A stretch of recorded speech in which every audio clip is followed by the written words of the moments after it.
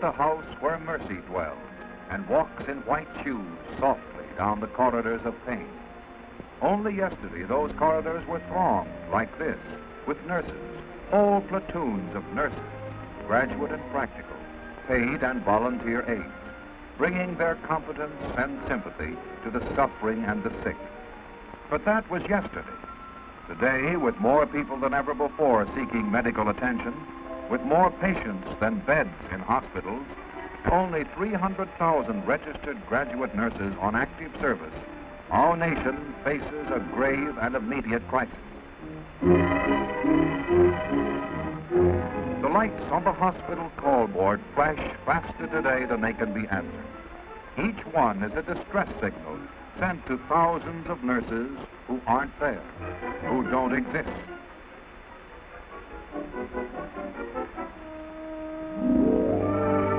But here are three who will answer. 3 out of the 43,000 American girls who, very determined and probably a little frightened, are entering nursing school this year. Let's follow one of them, Betty Burns, as she starts out on the climb that will take her across the threshold of a new and exciting life, the profession and the privilege of serving humanity. Now, for a nervous neophyte like Betty, there is pleasure and relief at the warmth of her greeting. This is more than simple kindness. Much of it is in the appreciation of graduates and other students that their ranks must be kept filled, that today at least, there cannot be too many new nurses. After the handshakes and the smiles, though, Betty has to go through registration, must get her copy of the schedule, her first reminder of the work she will complete before she can serve those who may someday need her. There are books and supplies to crowd her first exciting days, such basic studies as chemistry and others essential to an understanding of medicine. And Betty learns that there are emotions in almost every beaker. And no sooner is one class ended than it's time for the next. This one, anatomy, without which you cannot understand or make yourself understood in medicine.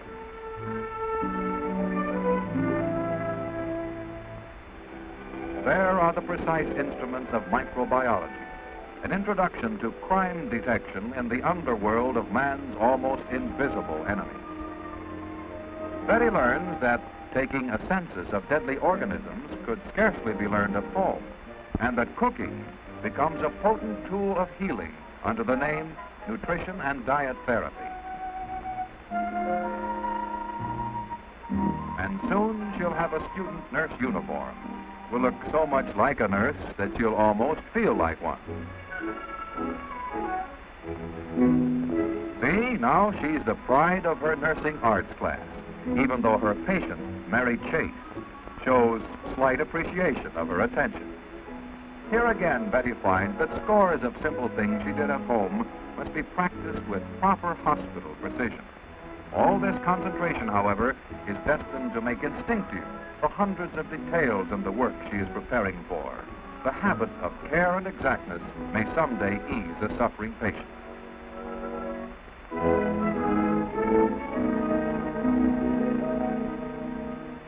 After months of pre-clinical work comes a great occasion, the capping ceremony, when Betty and her successful classmates will be rewarded with a distinctive cap of their hospital.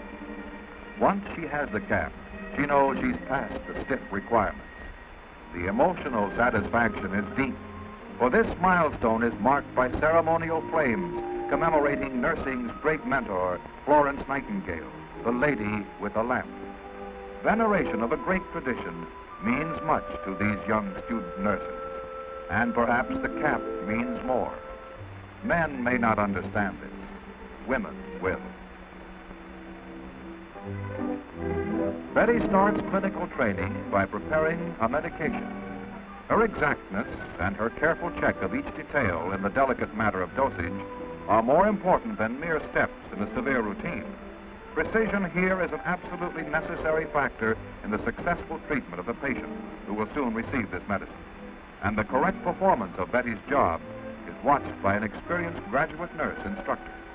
A human life may someday depend on her precision.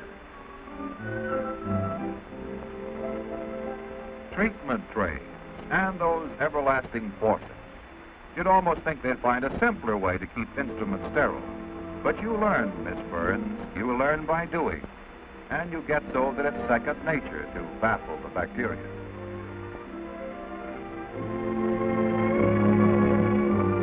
And here as everywhere, accuracy, forethought, and speed. No time to waste, but no excuse for error. The doctor who will use this tray cannot take the time to hunt for any items you might forget. By knowing that they are all in order and by getting them to him promptly, you have helped him in his vital work.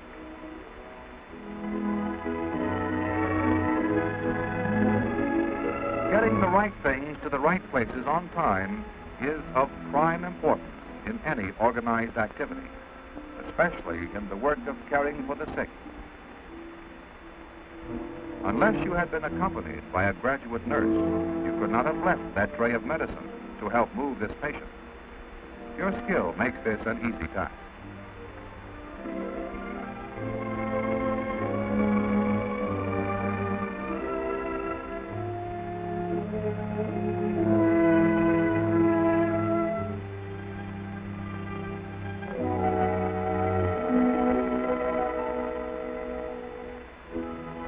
Now, that medicine, remember? Well, here's a third check. This one in 2 steps. First, ask the patient her name. Then compare the card with this official one to make doubly sure. You learn which patient likes which kind of bedside manner.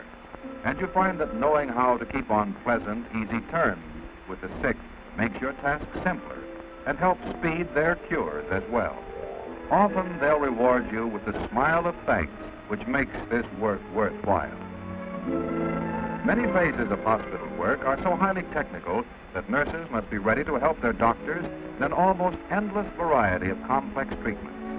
The Balkan frame, often seen in orthopedic wards, is a challenge to those charged with speeding a patient's recovery.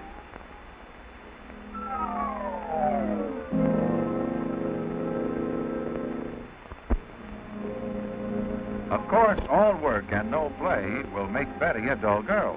But here, fun like work is strictly conditioned by that old devil time. It's made you almost as quick in putting on your party clothes as you are with your uniform.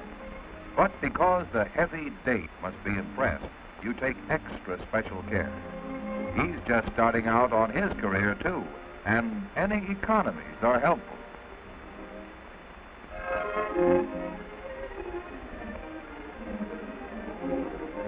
So those flowers you got from that generous patient in maternity this afternoon will help out in this evening's serious financial problems.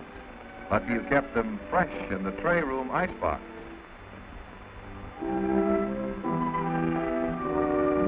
This is one occasion, Miss Burns, when you can indulge in the luxury of making someone wait. Here, for a few blissful moments, you are privileged to play a commanding role. You can, if you want, even forget tomorrow's assignment in the clinic.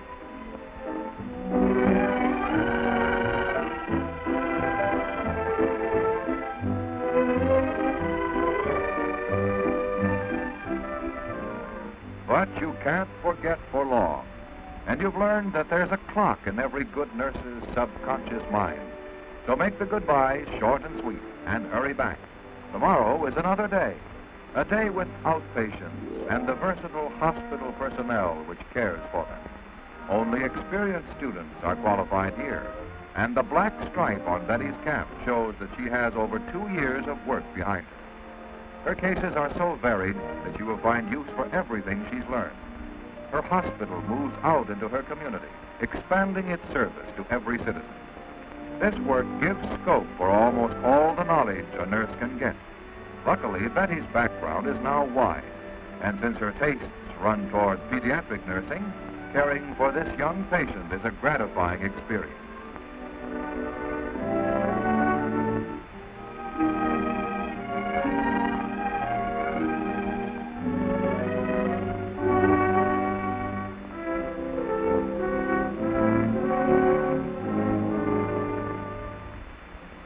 Training is like the job itself, an accumulation of habits and skills learned from each one.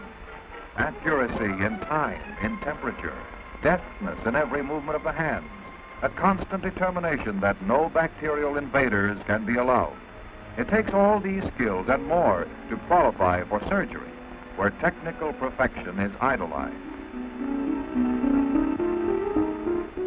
So highly trained and coordinated are the hands and mind of this member of the surgical team, she is elegantly termed the scrub nurse, that they provide, as a matter of course, the right instruments at the right instant. It's as if there were a link between her hands and the surgeon's brain. If there were not, if these lightning fingers faltered, their failure might spell death beneath that sterile sheet.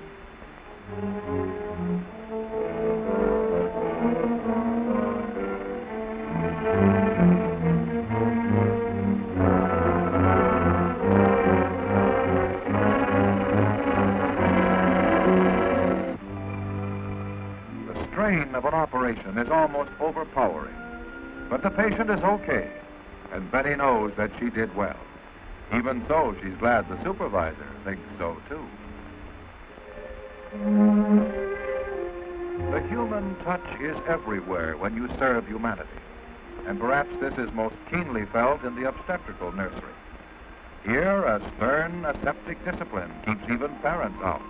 But Mr. Clark, the father, can present his card, and Betty, all swathed in sterile clothes, will see if girl Clark cares to interview the gentleman through the window.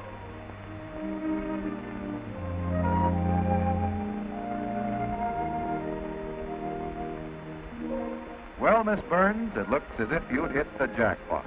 You've reached pediatric training at last. And what a thrill to be among these appreciative youngsters. It's the kind of work you've always wanted.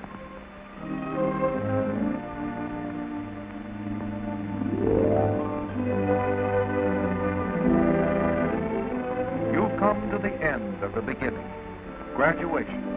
That goal through years of stern study and patient practice. You're thinking of the oath first sworn by that immortal of your sisterhood, Florence Nightingale. I solemnly pledge myself before God to practice my profession faithfully, to elevate the standard of my profession, and hold in confidence all personal matters committed to my keeping. With loyalty will I endeavor to aid the physician in his work, and devote myself to the welfare of those committed to my care.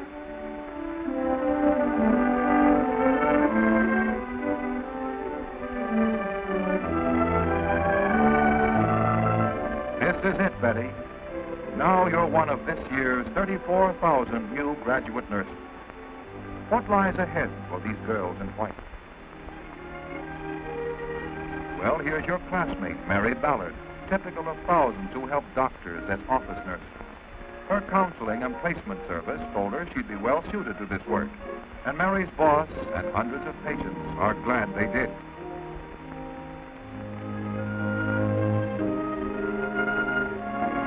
Then there's Jane Gillespie. She chose a public health career. She's bringing nursing to people who cannot get to hospitals. Each will go where she is needed most, no matter where, like Lieutenant Katie Moore, on duty at an Army hospital here, awaiting orders to Yokohama. And you, Miss Burns, you are in a hospital at night, you and your little patients. And this is Saturday. No date, just you and... But what's that noise? You're lucky for your training, Betty Burns. You know that this is not the major emergency in this nerve-wracked room.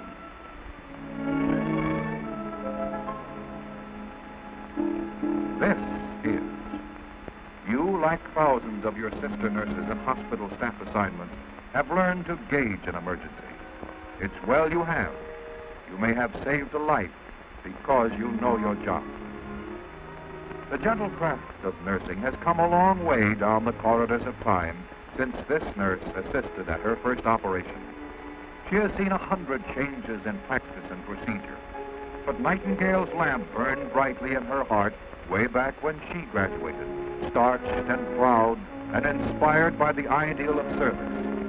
That flame is still bright and clear and rekindles itself in each succeeding class of incoming students.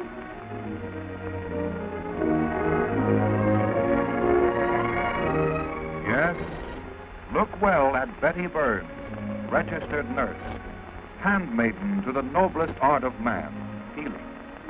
With skill and stamina, with courage and compassion, she is dedicated to the service of suffering humanity. Hers is a profession and a privilege. Yes, say it proudly, and you need no further definition.